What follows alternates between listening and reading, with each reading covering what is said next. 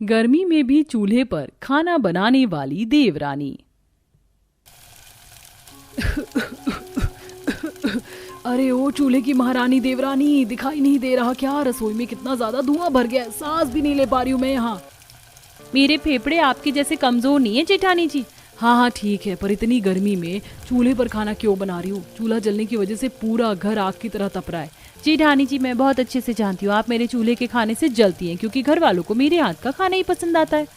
अच्छा, तुम्हें ऐसा लगता है कि मैं तुमसे कंपटीशन कर रही हूँ? हालांकि ऐसा कुछ भी नहीं है। मैं तो घर में बढ़ती इस गर्मी और धुएं को रोकने के लिए ऐसा कह रही थी। पर रुको, मैं अभी माँ जी को बुलाकर फैसला करवा देती हूँ। माँ जी रसोई में आइए जरा।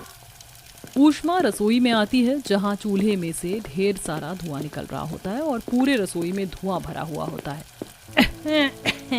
बाप रे बहू, कितना धुआं भर रखा है और इतने धुएं में मुझे क्यों बुलाया है? माँ जी, देवरानी जी और मुझे जानना है कि आपको गैस का खाना ज्यादा पसंद है या चूल्हे का? इसमें पूछने वाली क्या बात है बड़ी बहू, मुझे तो चूल्हे का ही खाना पसंद है, इसका स्वाद ज्यादा अच्छा होता है। देख लिया जेठानी जी, माँ जी के मुंह से सुन के तो विश्वास हो ही गया होगा आपको कि घर वालों को चूल्हे का ही खाना पसंद है। हे भगवान, माँ जी को भी चूल्हे के खाने की तारीफ करना जरूरी था क्या? इस तरह से तो मेरी देवरानी कभी चूल्हे पर खाना बनाना बंद नहीं करेगी और गर्मी में हम सबको मार देगी। अब तो सास का सपोर्ट मिलने के बाद मधुरिमा हर छोटी से छोटी चीज को भी बनाने के लिए चूल्हा ही जोड़ लिया करती थी।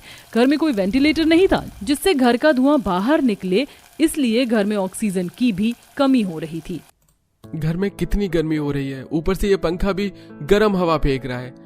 यहाँ तो मैं चैन से सो भी नहीं पाऊंगा। पता नहीं ये मधुरिमा का चूल्हे पर खाना कब तक बनेगा। अरे जाकर देखता हूँ। पुनीत रसोई में आता है, जहाँ मधुरिमा चूल्हे पर रोटियां सेक रही होती है।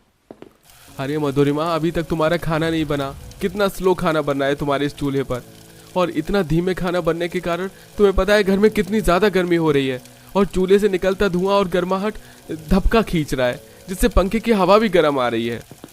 तभी वहां पर तीशा और उसकी सास ऊष्मा भी आती है। देवर जी, मैं तो देवरानी को समझा समझा के थक गई कि चूल्हे पर खाना मत बनाओ, लेकिन मजाल है इन्होंने मेरी बात मानी हो। जेठानी जी आप चुप रहिए। नहीं बहू, तेरी जेठानी सही कह रही। तू इस चूल्हे पर एक एक करके खाना बनाती है, हजारों लकड़ियां जलाती है, तब जाकर तेरा 1 से 2 खाना बन पाता है। तब तक घर में कई गुना धुआं और गर्मी बढ़ जाती है। इससे अच्छा तो बहू इन खानों को 4 स्टोव वाले चूल्हे पर बना, जहाँ 4 तरह का खाना एक बार में बन जाता है। वही तो मैं भी समझाना चाहती हूँ इन्हें, लेकिन देवरानी जी को समझ में ही नहीं आता। सर्दी में जब देवरानी जी चूल्हे पर खाना बनाती थी तो हमें कोई दिक्कत नहीं थी, पर अब तो गर्मी आ गई है, वो भी तपती गर्मी। इतनी गर्मी में भला कोई चूल्हे पर खाना बनाएगी क्या? जेठानी जी आप तो चुप ही रहिए। मैं जानती हूँ आप शुरू से ही मेरे चूल्हे से जलती है। और माँ जी, मुझे आपका ये इलेक्ट्रॉनिक चूल्हा जलाना नहीं आता, और ना मुझे इस पर खाना बनाना आता है, और ना ही मुझे इन गैस का खाना खाना पसंद है। इसलिए मैं शुरू से ही इस घर में चूल्हे पर खाना बना रही हूँ और ऐसे ही बनाती रहूंगी। तुम्हें इतना समझा रहे हैं मधुरिमा, और तुम्हें बात समझ में ही नहीं आ रही है। अब हम लोग क्या ही बोले तुम्हें। ठीक है, बना लो चूल्हे पर खाना। देवरानी जेठानी की नोकझोंक के बाद सभी लोग वहां से चले जाते हैं। कुछ देर बाद मधुरिमा खाना बनाकर सबको डाइनिंग टेबल पर परोसती है। पूरा परिवार खाना खाता है। भूख तो बहुत तेज लग रही है, पर चूल्हे पर खाना बनने के कारण पूरा घर आग की भट्टी की तरह तप रहा है, और इतनी गर्मी में मुझसे ये खाना नहीं खाया जाएगा। ऐसे ही कुछ दिन गुजरते हैं और ऊष्मा से मिलने के लिए पड़ोस की धरना और सुषमा आती है। अरे सुषमा, धरना, तुम दोनों आओ ना, बैठो। बहू जाओ 2 कप चाय बना लाओ। अब ऊष्मा पड़ोस की धरना और सुषमा से गपशप कर रही होती है। वहीं दूसरी तरफ 2 कप चाय बनाने के लिए भी मधुरिमा चूल्हा जोड़ लेती है। हे भगवान, ये लकड़ियां क्यों नहीं जल रही? चूल्हे की आंच भी कम हो रही, जल्दी से चाय पक ही नहीं रही और इतना सारा धुआं निकल रहा है। अरे उष्मा, ये घर में अचानक से इतनी गर्मी क्यों बढ़ रही है? तेरी बहू 2 कप चाय बनाने गई है आग की भट्टी जलाने। घर में कितना धुआं भर गया है, सांस भी नहीं लिया जा रहा। हम जा रहे हैं।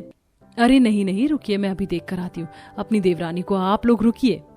अरे देवरानी जी, आपका दिमाग घुटनों में है क्या? भला 2 कप चाय बनाने के लिए कोई चूल्हा कैसे जोड़ सकता है?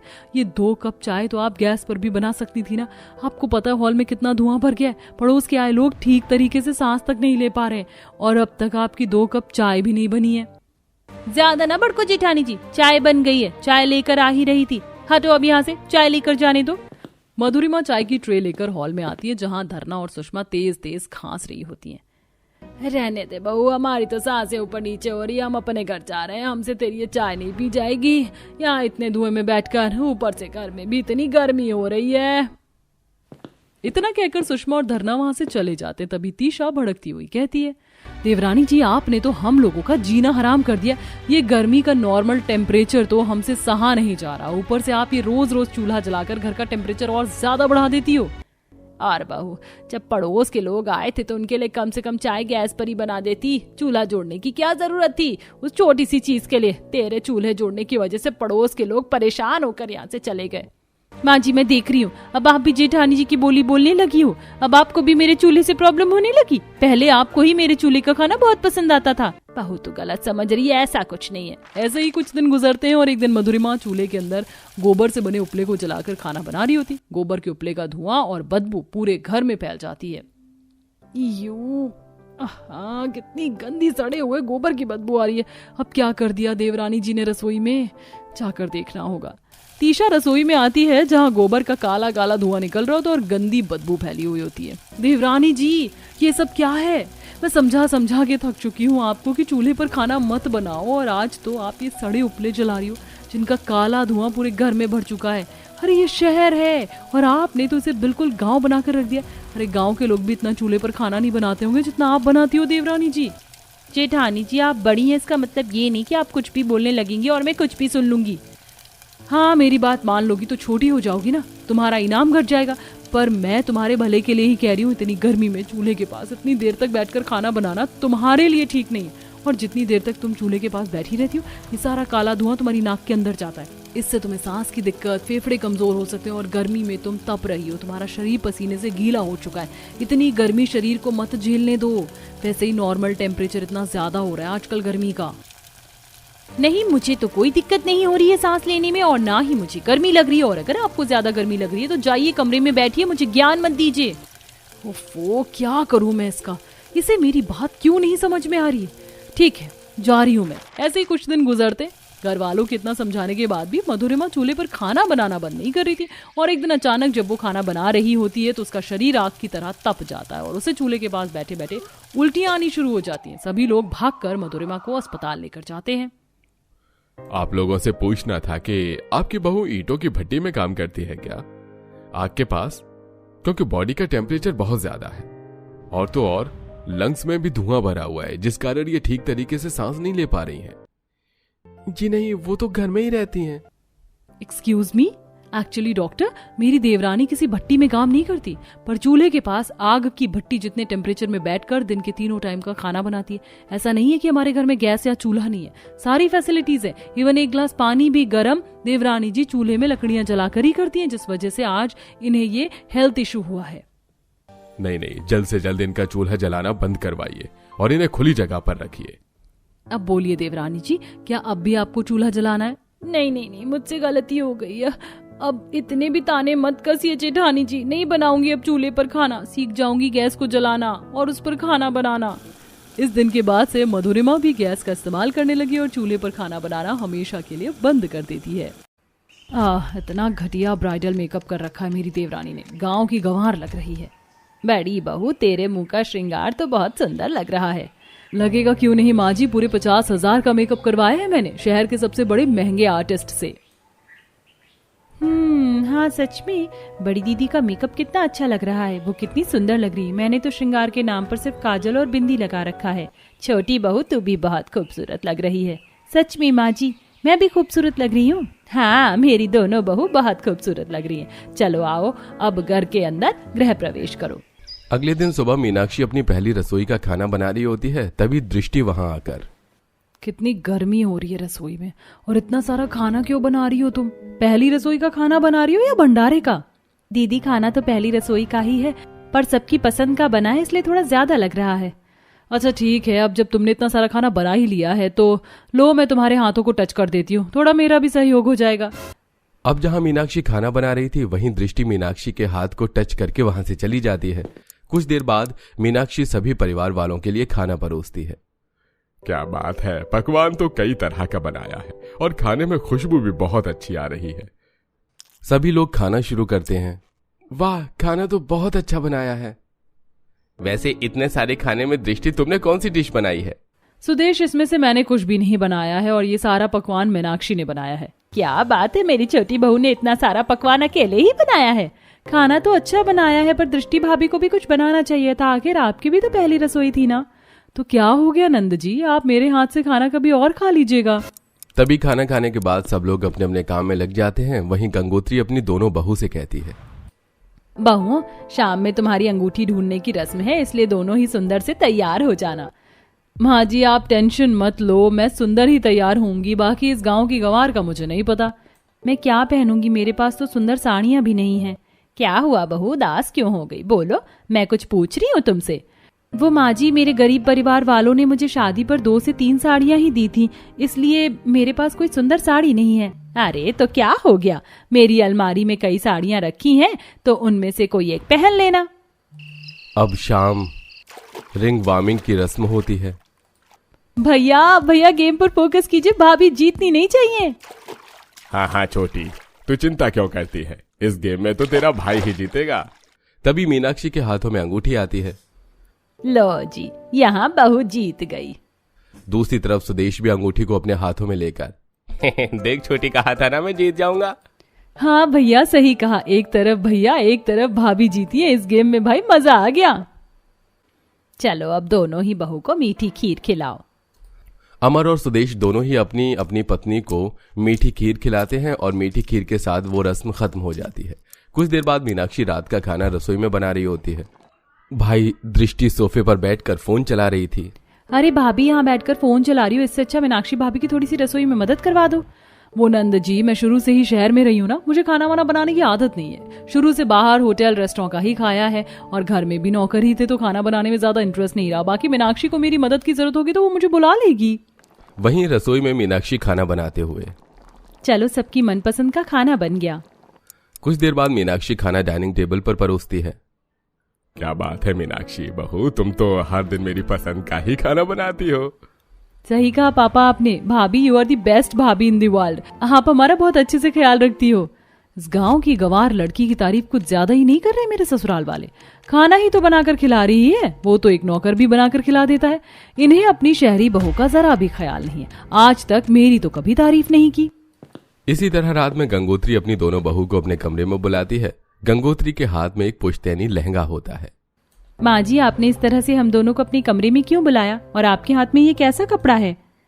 बहू, ये हमारे परिवार का पुश्तैनी लहंगा है, और इस घर की हर बड़ी बहू ने अपनी मुंह दिखाई की रस्म को इसी पुश्तैनी लहंगे को पहन कर किया है। हमारे घर का रिवाज है इस पुश्तैनी लहंगे को पहनना, इसीलिए मैं चाहती हूँ कि जब कल तुम्हारी मुंह दिखाई की रस्म हो तो मेरी बड़ी बहू दृष्टि इस पुश्तैनी लहंगे को पहनकर अपनी मुंह दिखाई की रस्म में बैठे। ये लो बहू, जरा इस पुश्तैनी लहंगे को खोल कर देखो और बताओ कैसा है। दृष्टि अपने हाथों में लहंगे को लेकर अलट पलट के देखती है। लहंगा काफी पुराना होता है और कुछ मोतियों भी जमीन पर टूटकर गिरने लगती हैं। माँ जी, इस लहंगे की कंडीशन तो बहुत ज्यादा खराब है, और इतना भद्दा लहंगा जिसका रंग भी उतर चुका है, जिसकी मोतियां झड़ रही हैं, सिलाई टूट रही है। आपको लगता है कि आपकी शहरी बहू अपनी मुंह दिखाई की रस्म में आपका ये लहंगा पहनेगी? सॉरी माँ जी, पर मैं आपका ये पुश्तैनी लहंगा किसी कीमत पर नहीं पहनने वाली। मैं एक्सपेंसिव, फैंसी और डिजाइनर लहंगा ही अपनी मुंह दिखाई की रस्म में पहनूंगी। इतना कहने के बाद दृष्टि पैर पटकती हुई वहां से चली जाती है और गंगोत्री का मन उदास हो जाता है। माँ जी, आप उदास मत होइए, ये पुश्तैनी लहंगा पहनने का रिवाज मैं पूरा करूंगी इस घर का, और मैं पहनूंगी आपके इस पुश्तैनी लहंगे को मुंह दिखाई की रस्म में। रही इनकी सिलाई टूटने और मोती झड़ने की बात, तो मैं उन्हें सुई धागे से खुद ठीक कर लूंगी। शुक्रिया मेरी प्यारी बहू, तुमने इस घर के पुश्तैनी लहंगे को पहनने के रिवाज को बरकरार रखा। अब रात में मीनाक्षी अपने कमरे में पुश्तैनी लहंगे के टूटी फूटी मोती सिलाई को सिलती है। मीनाक्षी, आराम कर लो, बहुत रात हो गई है।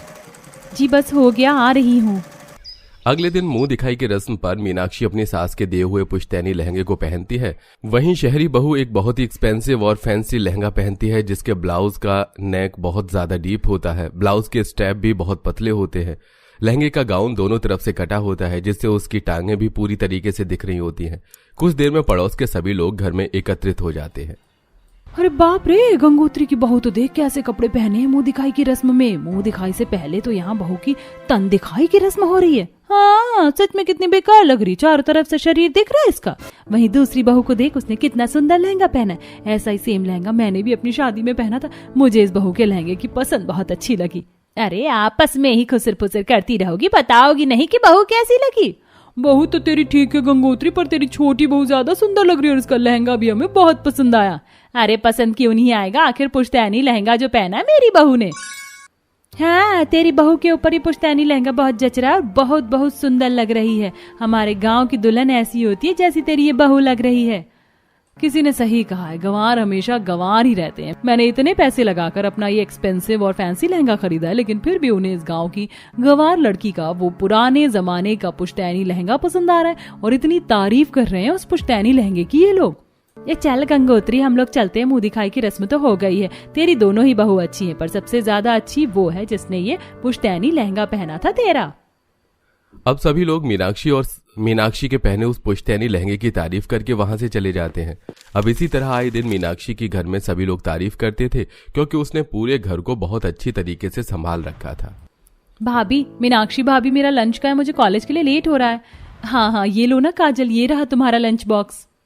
मीनाक्षी जी, मेरे कपड़े प्रेस कर दिए आपने? जी जेठ जी, मैं अभी कर देती हूँ। मेरे गांव की बहू कितनी समझदार है, एक टांग पर पूरा घर संभाल रखा है। ऐसी बहू भगवान सबको दे। घर वाले कुछ ज्यादा ही नहीं इस गांव की गंवार मीनाक्षी की तारीफ करते हैं, जिसके मुंह पर देखो मीनाक्षी मीनाक्षी मीनाक्षी। अब मुझे ही कुछ करना होगा ताकि ये लोग मुझे भी पसंद करें जैसे इसे करते हैं। ये सब देखकर दृष्टि भी घर के काम करना शुरू करती है और सबके लिए खाना बनाती है, पर खाना खाते ही सब खाने को मुंह से थूकते हुए कहते हैं, छी, कितना गंदा खाना बनाया है।